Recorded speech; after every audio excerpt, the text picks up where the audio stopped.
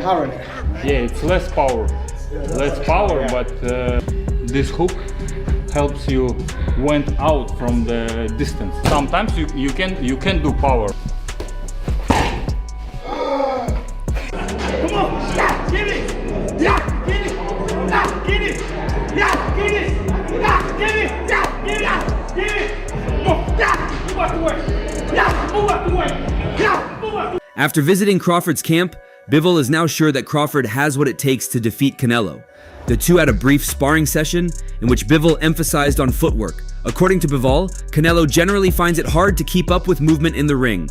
And this, combined with Crawford's IQ, well, Bivol sees a win for Crawford. Dmitry Bivol has further revealed a crucial key that could help Bud pull off the upset. Even the skull didn't throw punches, and it's hard to catch him, you know. In an interview with The Ring, Bivol had confessed that he wasn't sure if the jump to 168 made sense. But after seeing Crawford up close in Riyadh and working with him in camp, those doubts started to fade.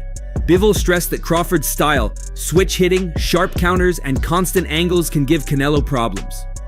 I could compare like with the Canelo, yeah? He put all his energy, all his power on single punch. And yeah, maybe single punch sometimes he's harder, Canelo, yeah, than Better Beef. Because Better Beef didn't do like, yeah. Still, he is advising Crawford that he might face some new things in the ring, telling him to be cautious. There are a lot of small things we don't know how he will deal with, Bivol explained. Previously, Bivol has emphasized how crucial it would have been for Crawford to get used to the power in this class. He needs to get used to the power and pressure of 168 because it's a big difference. Bivol believes that adapting to the new weight class will come down to how prepared Crawford is mentally as well as physically. How would you give the blueprint to Terence to beat Canelo Alvarez? Just need to do his job, what he's doing well. You know, he's changing his stance, he's moving a lot, you know, he's keeping distance. Bivol pointed to Canelo's dominance over Jermell Charlo and Callum Smith as proof of what happens when opponents fail to match Canelo's mindset. But with Crawford, he sees something different. He's strong mentally, and he wants this fight from the core. It gives him credit. For Bivol, the combination of mentality, movement, and Crawford's intelligence could be enough to trouble Canelo at super middleweight. I want to quickly ask you a couple of questions. Crawford, Spence. I know you watched the fight and you spoke about Crawford. How good is Crawford? Crawford is amazing, not just good. He's amazing, and he said the same thing about you. Thank you, Terence. But I think he should be in the book for is that good? How to learn boxing. You know. Really? He's a very good fighter. Yeah, I like to watch his fights. Pound for pound number. It's not just Crawford who's preparing for the fight by sparring with champs. We recently saw Canelo training with Boots, and Boots has now shared his thoughts too. Alvarez, the natural 168-pound fighter, will hold the physical size advantage on fight night. When looking at how the matchup plays out, Boots is leaning toward Canelo. He suggests Crawford should consider easing into the new division first.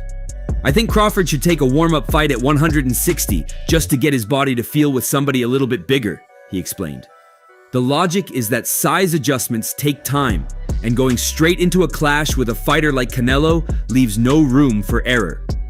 Something that was pointed out by Bivol and many others, but we'll have to see how it plays out. Dan Raphael kind of made a great point when talking about sizes, because he said if you look at them two together now, they look the same size. He said people have got the idea of the size thing wrong. It's not looking at them as a physical package, it's who has absorbed the bigger shots in the weight division. So and it was good. It was a very good point. He was like, Boots has pointed to Alvarez's experience at the weight and how he has consistently dealt with much larger opponents. You gotta lean towards Canelo because he's been at that weight for a long time. He's been pinning big guys out.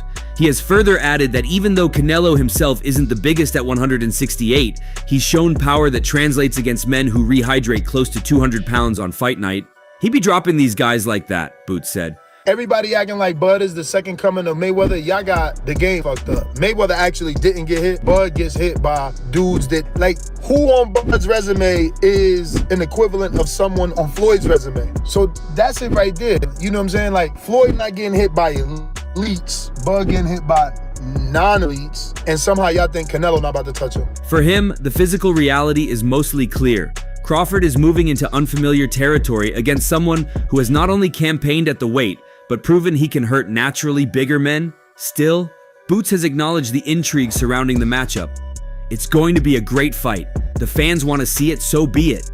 In his view, Crawford's skills are undeniable, but when it comes to proven success at super middleweight, Alvarez carries the edge. Canelo, he has mastered his style. Now, typically, Latinos, they got their own style versus melanated black people.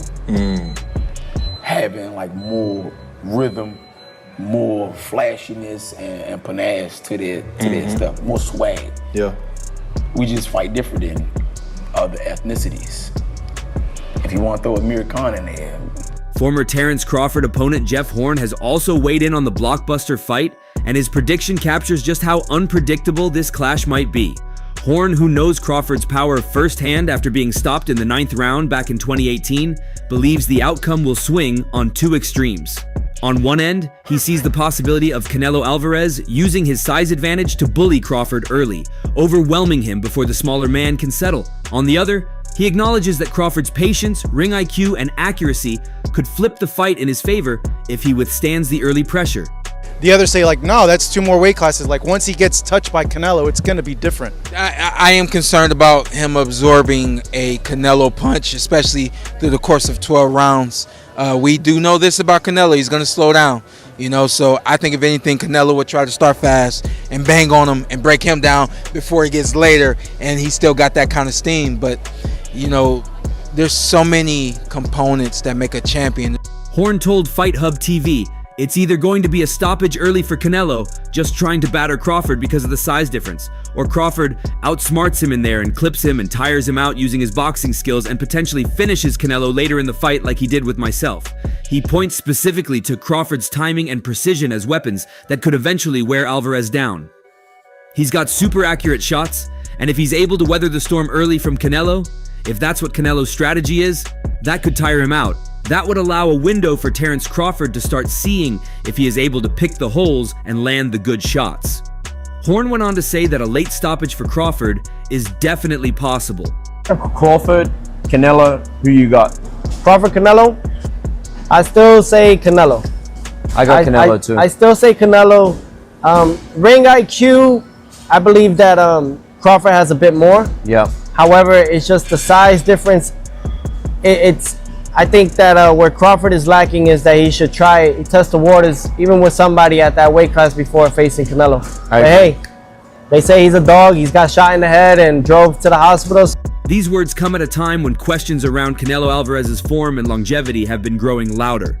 Oscar de la Hoya has been one of the most vocal critics, pointing out signs that the Mexican superstar may be sliding from his peak. The facts are that they're over 35 years old, both. And I remember I fought Julio Cesar Chavez when he was 32, and he was 99, won, and people thought he was over the hill, De La Hoya remarked. He has added that Canelo walks on quicksand, referencing the Mexican's less than convincing win over William Skull as evidence that his legs and rhythm are not what they once were. Of the decade, I mean, to a purist and a fighter, it's laughable. Because you have Crawford jumping up 2 weight classes to fight Canelo, who's a natural light heavyweight.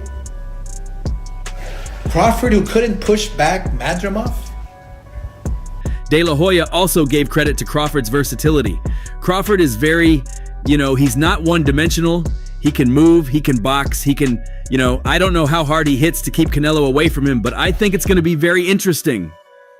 The Golden Boy founder admitted he is looking forward to seeing how Crawford's adaptability matches up with Canelo's experience. Meanwhile, Crawford himself has been setting the tone with a far more aggressive mindset. In the last press conference, he declared that he is not just entering the ring to test himself, but to take everything Canelo has built. I think Bud gonna cook Canelo. I think he's gonna cook him. I think, Canelo a hell of a fighter, but I think Bud just got all the tools to beat him.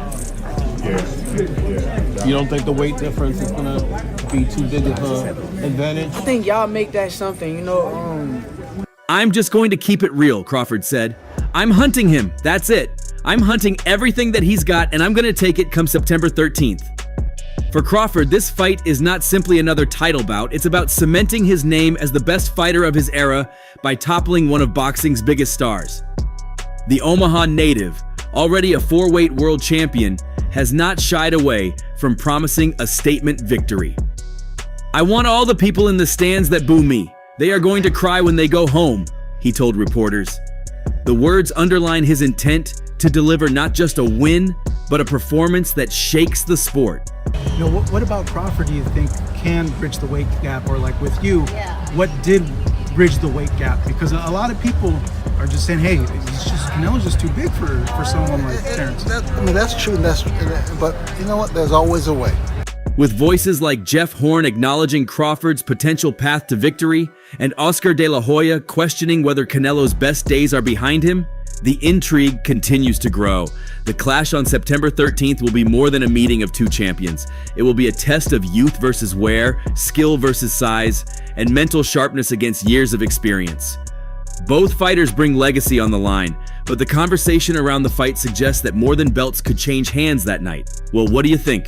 Share your thoughts below and subscribe for more updates.